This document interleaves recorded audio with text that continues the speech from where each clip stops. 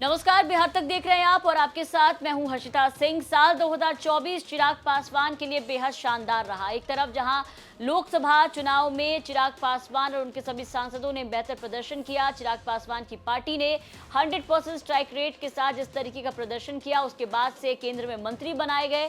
चिराग पासवान पहली बार केंद्रीय मंत्री बने। तो वहीं अब जो आखिरी बदला चिराग पासवान का पशुपति पारस यानी कि उनके चाचा से जो बचा खुचा जो बदला था, वो भी अब पूरी तरीके से पूरा होता हुआ नजर आ रहा है। आपको बता दें कि वो बंगला जिसमें पशुपति पारस रह रहे थे, वो पार्टी दफ्तर जो पशुपति पारस के पास था, वो सब कुछ अब चिराग के चाचा पशुपति पारस से छिन चुका है और अब पूरी तरीके से चिराग पासवान के पास आ चुका है। ये लेटर देखिए भवन विभाग निर्माण विभाग की तरफ से आया है, जो आपको आपके स्क्रीन पर दिखा रहे हैं। इस लेटर में साफ साफ बताया गया है कि अब वो बंगला और सरकारी दफ्तर जो लोक जनशक्ति पार्टी रामविलास का था, वो पूरी तरीके से अब चिराग पासवान के कब्जे में आ गया है। यानी कि चिराग ने चाचा पशुपति पारस से बंगला और पार्टी दफ्तर दोनों ही छीन ली है।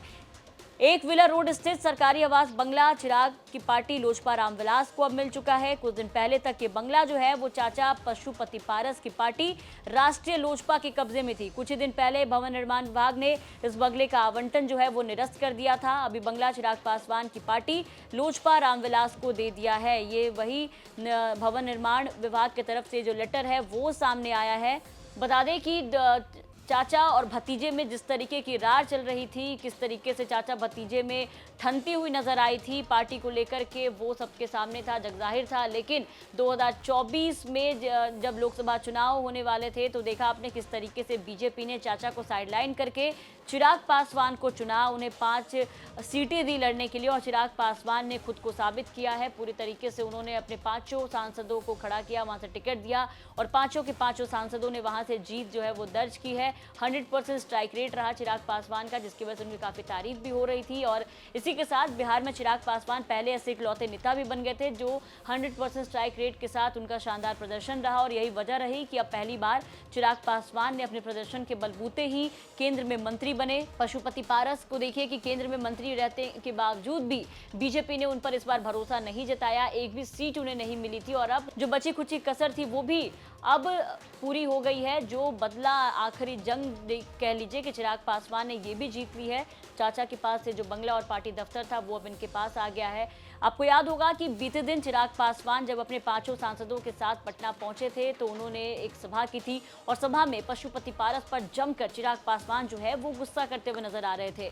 उन्होंने यहां तक कहा था कि जिन लोगों ने मेरी पार्टी तोड़ी, आज देखिए कि मेरे साथ वो 5 सांसद खड़े हैं लेकिन वो आज अकेले यहाँ पर बैठे हुए हैं। इन तमाम चीजों के बाद देखिए कि जो चिराग पासवान है उन्हें 2024 में सिर्फ कामयाबी ही मिलती जा रही है। अब इसी के साथ पशुपति पारस के सामने सबसे बड़ी चुनौती ये सामने हो गई है कि उन्हें अब पार्टी का संचालन करने के लिए एक नई जगह की तलाश करनी होगी। यानी कि चिराग पासवान के राजनीति में बढ़ते कद के बाद अब उनके चाचा पशुपति पारस जो कि काफी ज्यादा चिराग पासवान पर हमलावर हुआ करते थे, अब पूरी तरीके से देखिए कि वो हाशिए पर जाते हुए नजर आ रहे हैं और चिराग पासवान अब धीरे धीरे अपने बुलंदियों को छूते हुए नजर आ रहे हैं। इस खबर पर आपकी क्या राय है, कमेंट करके जरूर बताएं। बिहार की तमाम खबरों के लिए आप बने रहे बिहार तक के साथ।